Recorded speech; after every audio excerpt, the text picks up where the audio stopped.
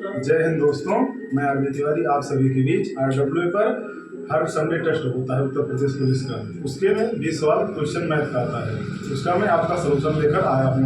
आज है RWA math solution 17/3/2024 का। उसमें पहला क्वेश्चन है, परम अकेले एक काम को 24 घंटे में पूरा कर सकता है और चरण अकेले उसी काम को 30 घंटे में पूरा कर सकता है। यदि वे एक साथ काम करते हैं तो वे 1 घंटे में उस काम का कितना भाग पूरा कर सकते हैं। आइए बताते हैं। परम अकेले कितना काम करता है? P मान लीजिए, P 24 घंटे में। फिर और चरण C मान लीजिए, ये काम 30 घंटे में करता है। 2 लोग हैं, दोनों का टोटल वर्क निकालना है। इसका ऐसे लीजिए 30 और 24 का 120 हो जाएगा, ये जो कि टोटल वर्क है सारा का है। फिर अब इसका भाग दे दिए, कार्य क्षमता निकल जाएगा। 24 से इसमें भाग दे दिए, 24 पंचे 120, फिर 30 से भाग दें 4। तो P मतलब परम का कार्य क्षमता 5 है और C चरण मतलब चरण का कार्य क्षमता 4 है। अब क्या पूछा गया है? तो वे 1 घंटे में एक साथ 5 और 4 9 एक साथ 1 घंटे में एक घंटे में कार्य जोड़े बटे टोटल कितना है 120। अब काट लीजिए, 3 त्रिका 9 और 3 चौके 12, 3/40 कार्य का हिस्सा पूरा हो जाएगा। विकल्प नंबर डी।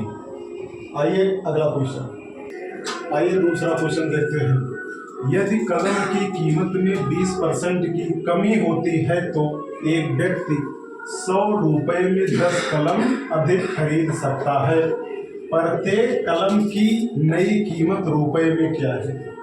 अब 20% को भिन्न में बदलना आना चाहिए आपको। शॉर्ट मेथड से 20% तो 20/100 कर लीजिए, हो जाएगा 1/5 है। हमारा 5 पहले है, 1 की कमी हो रही, वृद्धि कमी हो रही है, तो 5 है, 1 की कमी हो जाएगी 4 हो जाएगा मूल्य में। अब खपत उल्टा हो जाता है, 4 से 5 हो जाएगा। अब तो कहा गया है कि 100 रुपये में 10 कलम अधिक खरीद सकता है, तो यहाँ कितना अधिक है? एक बराबर 10 कलम, 10 कलम। अब 4 बराबर 40 कलम और 5 बराबर 50 कलम। अब टोटल 100 है, पूछा गया है अगर इसका निकाला जाए पहले की कीमत 40 से भाग दे दी। अगर अगला पूछा जाए तो 100 भागे 50 दे दीजिए, तो 50 दूनी 100, यहाँ 2 आ जाएगा जो कि नहीं है। अगर पुराना पूछा जाए तो हो जाएगा यहाँ 4 दूनी 8, 4 दूनी 8/2, 2.5 हो जाएगा। अगर पहले पूछा जाए पुरानी कीमत तो 2.5, अगर नई कीमत पूछी जाए तो 2। क्या पूछेंगे? नई कीमत, आपका हो जाएगा 2। विकल्प नंबर बी। अगला क्वेश्चन देखते हैं। आइए अगला क्वेश्चन देखते हैं। तीसरा है, 10,000 रुपये की धनराशि पर 10% वार्षिक ब्याज दर पर 1.5 वर्ष के छमाही आधार पर चक्रवृद्धि किए जाने वाले चक्रवृद्धि ब्याज और साधारण ब्याज में अंतर रुपए में ज्ञात कीजिए। ठीक, अब इसमें एक चीज ये है कि यहाँ पर छमाही निकालना है। साल में छमाही 2 शिफ्ट बनेगा, तो जो रेट है वो आधा हो जाएगा, तो 10/2 अर्थात 5%। अच्छा, जो समय है, समय वो 2 गुना हो जाएगा, तो 2 के 3/2 गुणे 2, ये हो जाएगा 3 वर्ष। आपका मूलधन दिया गया है क्या? 10,000 रुपये। ध्यान दीजिए इसको, P बराबर होता है मूलधन 10,000। अब इसका एक सूत्र होता है चक्रवृद्धि ब्याज और साधारण ब्याज में अंतर 3 साल के लिए, जहाँ 3 साल निकला। अब देखिए 3 साल का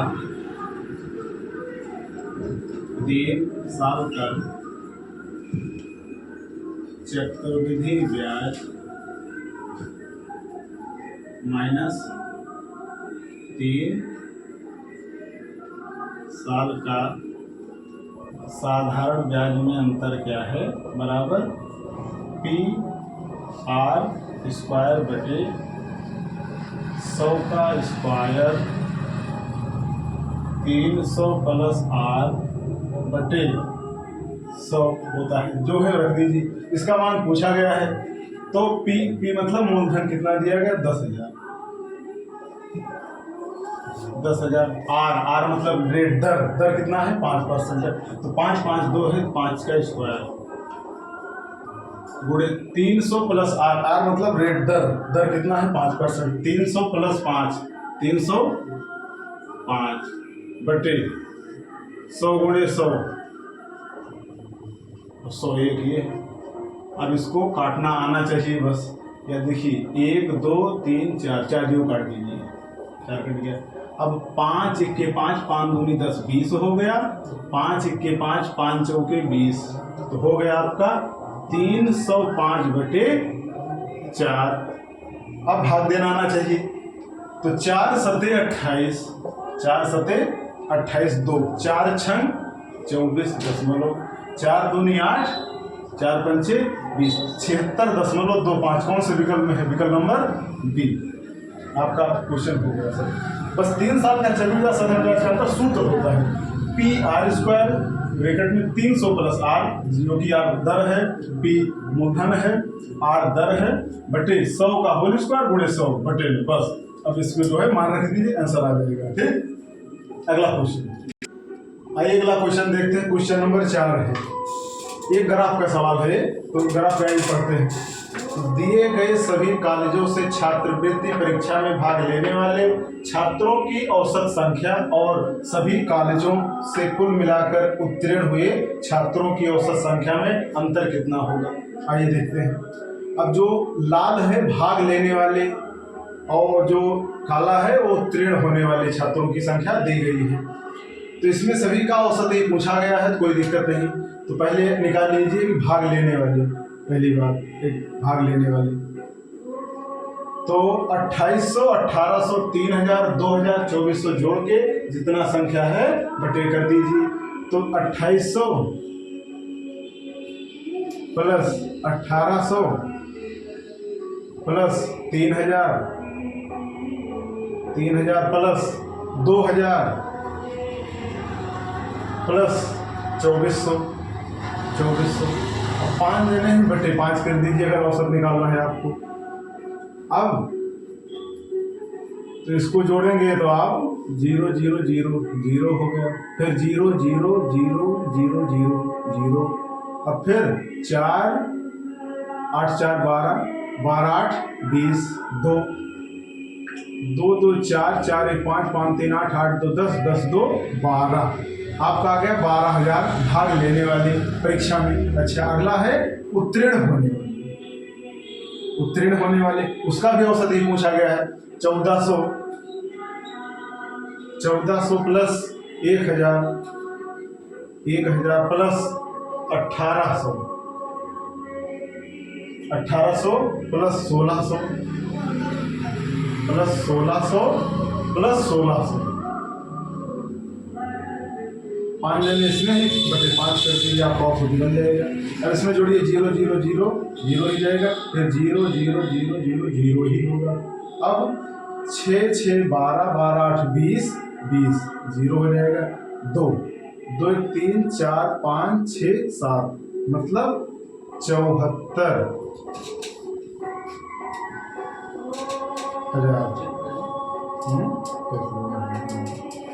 0 0 0 2 आया था, फिर 6 6 12 12 8 20 20 4 24, फिर 2 3 4 5 6 7 मतलब 7400 उत्तीर्ण होने वाले। अब इसमें अच्छा बटे 5 करना है, 5 नहीं है, ठीक है। अब यहाँ आ जाएगा 2400, क्योंकि औसत निकालना है ना। अब इसको भाग देंगे, तो 5 1 5 74 भागे 5 कर लीजिए। 5 1 5 1 5 दूनी 10 5 चौके 20 रुका है। आइए क्या बस, तो इसका भाग लेने वाले 2400 आया औसत और परीक्षा में उत्तीर्ण होने वाले 1480। अब दोनों का अंतर पूछा है, तो अंतर दिखा दीजिए कितना है। 2400 माइनस 1480 बराबर 920, विकल्प नंबर डी। अब आइए अगला क्वेश्चन देखते हैं। Question number 5। आइए अगला क्वेश्चन देखते हैं क्या है। पाइप ए और बी किसी टैंक को क्रमशः 8 घंटे और 12 घंटे में भर सकते हैं, जबकि पाइप सी पूरा टैंक को 6 घंटे में खाली कर सकता है। ए और बी को 3 घंटे के लिए खोला जाता है और फिर बंद कर दिया जाता है तथा सी को तुरंत खोल दिया जाता है। पाइप सी टैंक को कितने समय में खाली कर देगा। आइए देखते हैं, 3 पाइप है, ए और बी भरने वाला, सी खाली करने वाला। तो बस ए बी सी कितना है, ए 8 घंटे, बी 12 घंटे, सी खाली करने वाला पाइप है, तो मतलब 6 घंटे। ये तो प्लस ये माइनस कर लीजिए क्योंकि खाली करने वाला पाइप है। अब इसका ले लीजिए एलसीएम, 8 12 6 का हो जाएगा 24। तो इसकी कार्य क्षमता जो है तो 8 तिरिक 24, तो 12 दूना 24 और फिर 6 चौक 24। ये तो प्लस आएगा क्योंकि भरने वाला पाइप है दोनों, और सी खाली करने वाला पाइप है, माइनस हो जाएगा। अब क्या बोला गया है, ए और बी 3 घंटे के लिए खोला जाता है। ए और बी, तो ए 3 है कार्य क्षमता, बी की 2 है, तो 3 2 5, 3 2 5, 5 गुणे 3, 5 3 15 भरा हुआ पाइप, ये मतलब भरा गया, 5 3 15। अब फिर सी को तुरंत खोल दिया जाता है, ठीक है। अब पाइप सी टैंक को कितने समय, तो जितना भरा गया उतना ही खाली करेगा, कौन, पाइप सी, मतलब 4। तो 5 3 15 बटे 4, इसको दशमलव में, तो 4 3 12 3 15, 4 3 12 3 15, मतलब इतना घंटे। कौन से विकल्प में है, विकल्प नंबर सी, 3 सही 3 बटे 4 घंटे। अगला क्वेश्चन देखते हैं। आइए अगला क्वेश्चन देखते हैं, क्वेश्चन नंबर 6। एक्स और वाई की वर्तमान आय का अनुपात 5:8 है और पिछले वर्ष 10 और वर्तमान वर्ष में उनकी व्यक्तिगत आय के अनुपात क्रमशः 2:3 और 3:4 हैं। यदि पिछले वर्ष में उनकी कुल आय 56,000 रुपये थी तो वाई की वर्तमान आय ज्ञात कीजिए। अब जैसे अगर आपको डायरेक्ट करना है तो वाई का देख लीजिए कितना है, वाई का है 8 से देखिए कौन कौन विकल्प कटता है, तो दो उत्तर मतलब हो सकता है, या तो पहला या तो दूसरा, लेकिन ये नहीं होगा, लेकिन इसको लगाना पड़ेगा, तो विकल्प कट जाता है इसे। अब देखिए एक्स और वाई, तो इसका है 2:3, वाई का है 3:4। ये पिछले वर्ष का है, ये वर्तमान का है, ये पिछले वर्ष का है, ये वर्तमान का है। अब इसमें एक्स में जो दिया गया है वो 5 है, तो 3 वर्तमान में दिया गया है, तो 3 बराबर है आपका 5, तो 1 बराबर 5 बटे 3। हमको पिछले में चलना है क्योंकि पिछला ही दिया गया है उनका, तो इसमें हो जाएगा 5 गुणे 5 बटे 3 गुणे 2, तो 10 बटे 3, यहाँ से हो गया।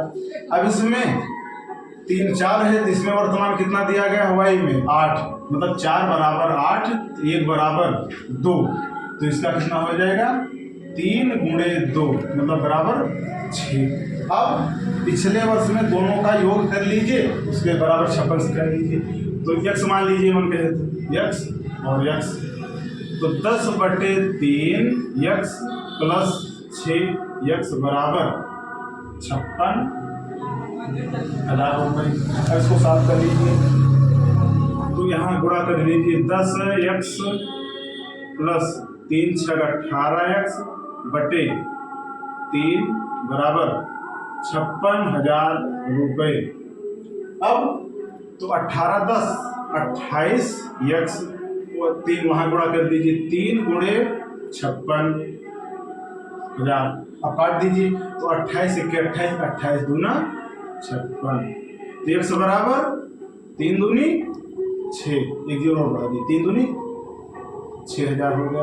अब पूछा गया है किसका, वाई की वर्तमान आय ज्ञात कीजिए, तो x की 5 है, वाई की 8 है, तो 8 गुणे 6, 8 गुणे 6,000 बराबर कितना हो जाएगा 48,000, विकल्प नंबर बी, ये नहीं होगा। आइए अगला क्वेश्चन देखते हैं।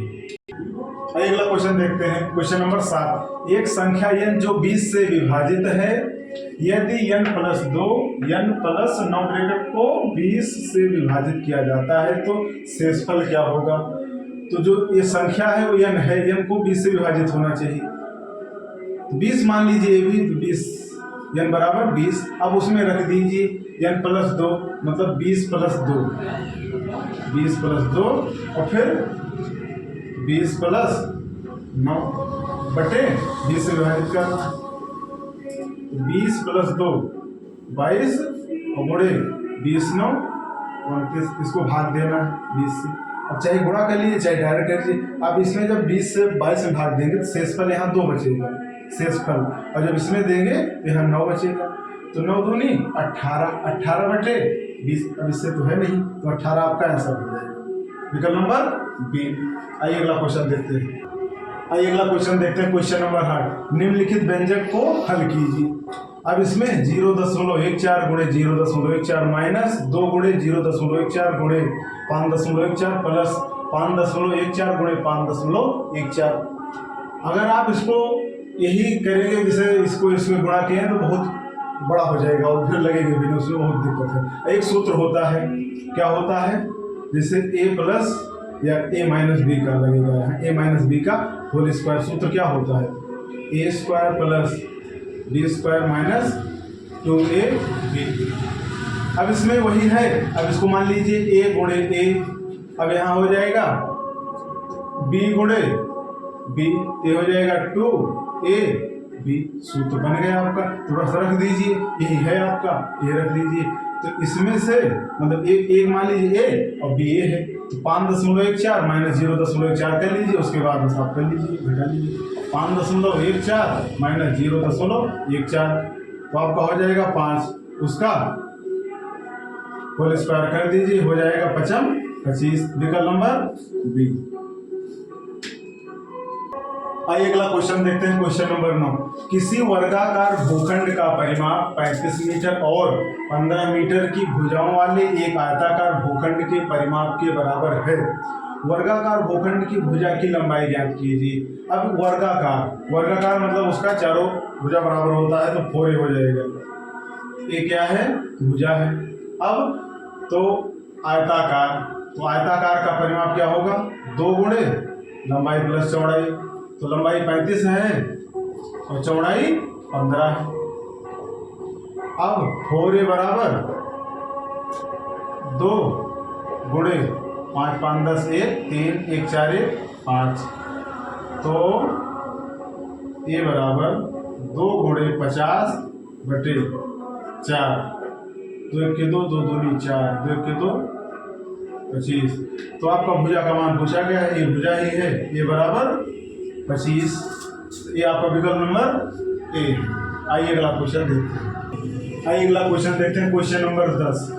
दो संख्याएं एक तीसरी संख्या से क्रमशः 30% और 37% कम है। दूसरी संख्या पहली संख्या से कितने परसेंटेज कम है। अब पहली संख्या, दूसरी संख्या, तीसरी संख्या को आप 100 मान लीजिए। तो पहली संख्या कितना कम है, 30, तो 100 माइनस 30 70 हो जाएगा। अब दूसरी 100 माइनस 37 63। पहली 70, दूसरी 63, तीसरी 100 माना ही गया है। अब कहा गया है दूसरी संख्या 63 पहली संख्या से कितने परसेंटेज कम है। कितना कम है, 7। किसके साथ में, 70 के साथ में, गुणे 100। 7 दाम 70, 0 से 0 काट दीजिए, आपका हो गया 10%। विकल्प नंबर बी। आइए अगला क्वेश्चन देखते हैं, क्वेश्चन नंबर 11। 1170 रुपए में किसी वस्तु को बेचने से एलिसा को उतनी ही हानि होती है जितना उसे इस वस्तु को 22% लाभ पर बेचने से लाभ होता है। इसमें लाभ बराबर हानि है, बस कुछ नहीं। यदि वह इसे 1450 रुपए में बेचती है तो उसका लाभ है या हानि परसेंटेज ज्ञात कीजिए। अब कुछ नहीं करना, बस 22%। तो मान लीजिए 100 अगर क्रय मूल्य है तो 22 की हानि कर दीजिए, चाहे लाभ कर दीजिए, तो लाभ हानि कर दीजिए। 22 से आप हानि करेंगे तो विक्रय मूल्य कितना हो जाएगा, एक क्रय मूल्य, ये विक्रय मूल्य 2278 तो 78 बराबर आपका दिया गया है 1170 विक्रय मूल्य बेचने पर। तो एक रेशियो का मान निकाल लीजिए, 1170 बटे 78, 13 9 117, 13 6 78, 6 के 6, 15 6 90, एक रेशियो का मान है 15। तो 15 गुणे 100 मतलब 1500 क्या है आपका क्रय मूल्य। अच्छा, फिर दिया गया है विक्रय मूल्य, बेचती है वही विक्रय मूल्य नया वाला कितना है 1450। आपने क्रय मूल्य है 1500 और विक्रय मूल्य है 1450, तो इसमें हानि हो रहा है कितने का? हानि है 50 की। किसके साथ में? 1500 गुणे 100, काट दीजिए, 0 से 0 कटा, 1 0 से 1 कटा, तो 5 1 के 5, 5 3 15, तो 10 बटे 3.33% की हानि होगी। विकल्प नंबर सी आपका है। आइए अगला क्वेश्चन देखते हैं, क्वेश्चन नंबर 12। यदि ब्याज दर 5% वार्षिक है और चक्रवृद्धि ब्याज के मामले में ब्याज वार्षिक रूप से संयोजित होता है, तो 5000 रुपए की धनराशि पर 2 वर्षों में प्राप्त चक्रवृद्धि ब्याज और साधारण ब्याज का अंतर क्या होगा? इसका एक सूत्र होता है, मेथड तो बहुत, लेकिन सूत्र भी आइए देखिए देखते हैं। 2 वर्ष का चक्रवृद्धि ब्याज माइनस 2 वर्ष का साधारण ब्याज का अंतर PR² बटे 100 का स्क्वायर। P मतलब मूलधन, धनराशि कितनी है आपकी 5000। अब R मतलब रेट, दर कितनी है 5%, तो 5 गुणे 5 बटे 100 गुणे 100, 1 2 3 1 2 3 कटेगा। अब हो गया 55 25 पंचे 125 बटे 10 अर्थात 12.5% को। हाँ, 2 वर्ष का साधारण ब्याज और चक्रवृद्धि ब्याज आपका 12.5 मीटर। विकल्प नंबर सी 12.5। आइए अगला क्वेश्चन देखते हैं, क्वेश्चन नंबर 13। पिछले वर्ष 5 कंपनियों में आकार दिवसों का औसत 16 था। इस वर्ष 3 कंपनियों में से प्रत्येक में 10 अधिक आकार दिवस हैं और 2 कंपनियों में से प्रत्येक में 5 आकार दिवस कम थे। इन कंपनियों द्वारा इस वर्ष दिए गए आकार दिवसों का औसत क्या था? अब पिछले 5 वर्ष में तो योग उनका कितना हो जाएगा? 5 गुणे 16 हो जाएगा टोटल 80। अब 3 कंपनियों में 10 की वृद्धि हो जाती है, तो 3 गुणे 10, 10 तिहाई 30, इसमें अधिक हो रहा है, जोड़ लीजिए। अब प्लस 30 यहाँ कर दीजिए। अब 2 कंपनियों में से प्रत्येक कार्य 5 कम थे, तो 5 दूनी 10 कम हो रहे हैं, माइनस कर दीजिए 10 हो जाएगा। अब टोटल कितना करना है? औसत निकालना है 5 बटे 5 कर दीजिए, तो 8 30 110 माइनस 10 100 बटे 5 आपका हो जाएगा 20। विकल्प नंबर सी। अगला क्वेश्चन देखते हैं, आइए अगला क्वेश्चन देखते हैं, क्वेश्चन नंबर 14। मनीष ने 225 रुपए प्रति हिसाब की दर से किताबें खरीदी तथा 162 रुपए प्रति किताब की दर से उन्हें बेच दिया। 7 किताबें बेचने पर हानि क्या होगी? अब आपका जो खरीदा गया है अर्थात क्रय मूल्य है 225 रुपए और बेचा गया है 162 रुपए में विक्रय मूल्य है वो। अब इसमें हानि ही हो रही है, तो बस हानि कर दीजिए। तो हानि का सूत्र क्या होता है? हानि बराबर क्रय मूल्य माइनस विक्रय मूल्य। क्रय मूल्य कितना है 225 माइनस विक्रय मूल्य 162। अब इसको घटा लीजिए, हो जाएगा 5 माइनस 2 3 7 6 13।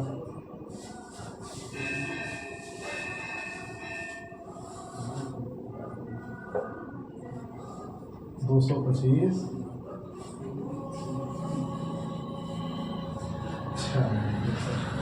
63 हो गया आपका हानि। अब 7 किताब का पूछा है, पूरे 7 कर दीजिए, तो 7 3 21 यूनिट 1 है इसमें, विकल्प नंबर 1। आइए अगला क्वेश्चन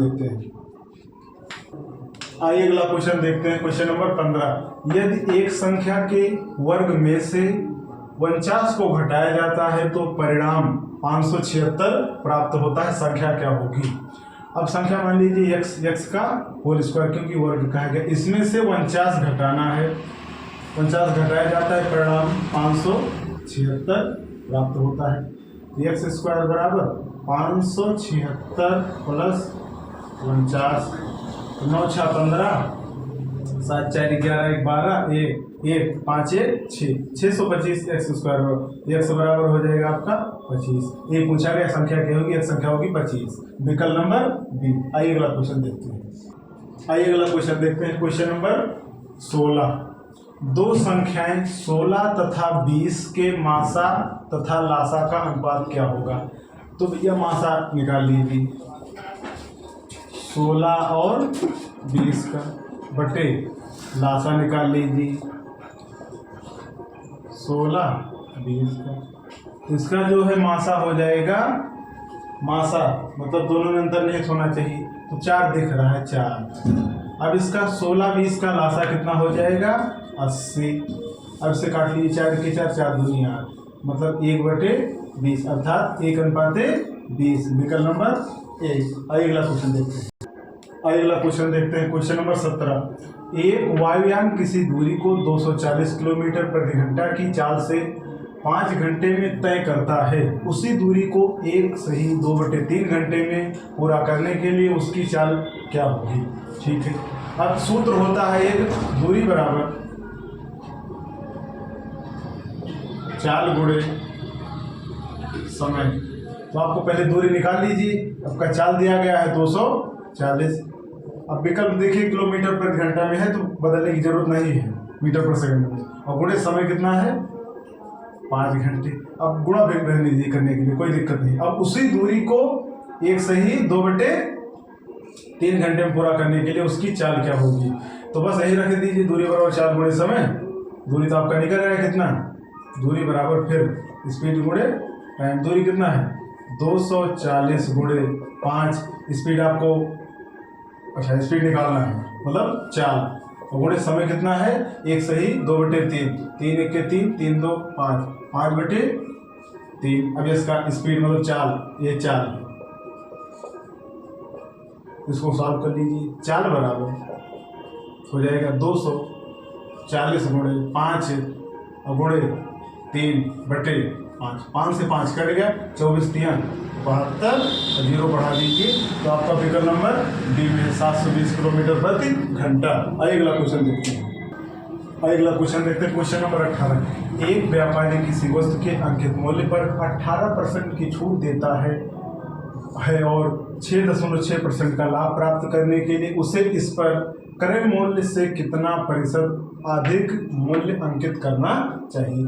आपका सूत्र होता है एक अंकित मूल्य बटे क्रय मूल्य। तो जब यहाँ है तो यहाँ 100%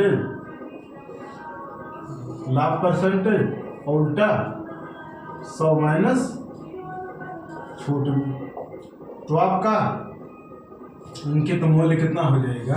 100 है, लाभ कितना है? 6, तो 100 प्लस 6 106.6 बटे 100 माइनस छूट कितना है? 18%। 100 माइनस 18 हो जाएगा आपका 82। ये हो जाएगा अंकित मूल्य, ये हो जाएगा क्रय मूल्य। तो कहा गया है क्रय मूल्य से कितना अधिक अंकित किया जाए, तो यही है 106 माइनस इतना, आप 82 इसी में से घटा दीजिए, तो हो जाएगा 6, यहाँ हो जाएगा 4, यहाँ हो जाएगा 2।